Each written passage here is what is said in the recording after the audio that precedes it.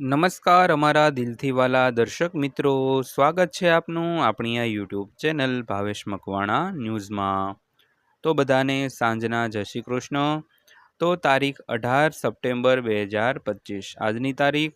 તો આજના તાજા પેન્શન સમાચારમાં આપણે વાત કરવાના છીએ પેન્શનરો અને નિવૃત્ત કર્મચારીઓ માટે સરકારે અત્યારે જ કરી છે એક મોટી જાહેરાત। તેના વિશે આજના સંપૂર્ણમાં વિડીયોમાં આપણે વાત કરવાના છીએ વિગતવાર। તો માહિતી તમે અંત સુધી જોઈ લેજો। તો વાત કરીએ તો 7મા પગાર પંચના નવા ફિટમેન્ટ ફેક્ટરના અમલીકરણથી કેન્દ્ર સરકારના અને રાજ્ય સરકારના આશરે 11.5 મિલિયન કર્મચારીઓ અને પેન્શનરોને સીધો ફાયદો થશે। તો આ નિર્ણયથી કર્મચારીઓના પગાર અને પેન્શનમાં 30થી 34% વધારો થવાની એક ધારણા છે। તો જેને કારણે તેમના મૂળ પગારમાં વધારો થશે। તો મિત્રો ખાસ કરીને 7મા પગાર પંચના એક નવા ફિટમેન્ટ ફેક્ટરના અમલીકરણથી જે રાજ્ય સરકાર તેમજ કેન્દ્ર સરકારના કર્મચારીઓ તેમજ જે પેન્શનરો છે તેમના પગાર પેન્શનમાં સીધો વધારો થવાનો છે અને તેને લીધે કર્મચારીઓ તેમજ પેન્શનરોના પગાર પેન્શનમાં 30થી 34% સુધીનો વધારો છે તે થઈ શકે છે। તો જેને કારણે તેમના મૂળ પગારમાં વધારો થશે।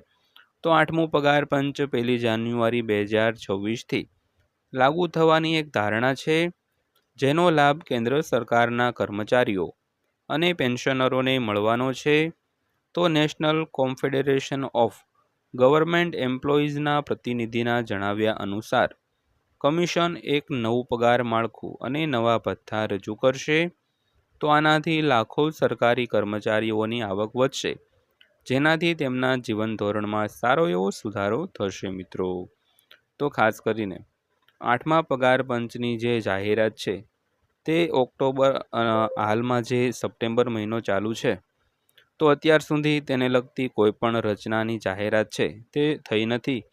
તો તેની જાહેરાત ગમે ત્યારે થાય, પણ તેનો અમલ છે તે 1 જાન્યુઆરી 2024ના રોજથી શરૂ થવાનો છે અને તેનો લાભ છે તે દરેક રાજ્ય સરકાર તેમજ કેન્દ્ર સરકારના જે કર્મચારીઓ પેન્શનરો છે તેમને મળવાનો છે અને આનાથી લાખો સરકારી કર્મચારીઓની આવક વધશે અને તેમના જીવન ધોરણમાં પણ સારો એવો સુધારો છે તે થવાનો છે। ત્યારબાદ વાત કરીએ તો કરોડો કર્મચારીઓ માટે એક સારા સમાચાર। 7મા પગાર પંચના નવા ફિટમેન્ટ ફેક્ટરના અમલીકરણથી સરકારના આખરે 1.15 કરોડ કર્મચારીઓ અને પેન્શનરોને સીધો ફાયદો થશે। તો આ નિર્ણયથી કર્મચારીઓના પગાર અને પેન્શનમાં 30થી 34%નો વધારો થવાની ધારણા છે। તો જેના પરિણામે તેમના મૂળ પગારમાં વધારો થશે અને આ નવું ફિટમેન્ટ ફેક્ટર છે તે 1.83થી 2.86 સુધીનો હોઈ શકે છે।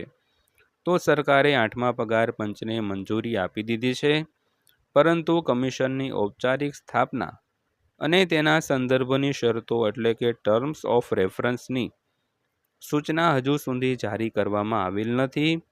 તો લેવલ 1ના કર્મચારીઓ માટે લઘુત્તમ મૂળભૂત પગાર ₹51,480 સુધી વધારી શકાય છે। તો જ્યારે લઘુત્તમ પેન્શન છે તે દર મહિને ₹20,500થી વધીને ₹25,740 સુધી વધી શકે છે।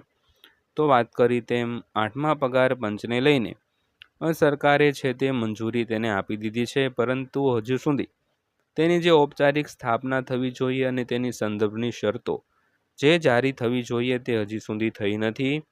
તો લેવલ 1ના જે કર્મચારીઓ હોય જેમનો હાલમાં મૂળભૂત પગાર ₹51,480 સુધી વધી શકે છે, તો ત્યારે લઘુત્તમ પેન્શન આશરે ₹20,500થી વધીને ₹25,740 સુધી વધી શકે છે।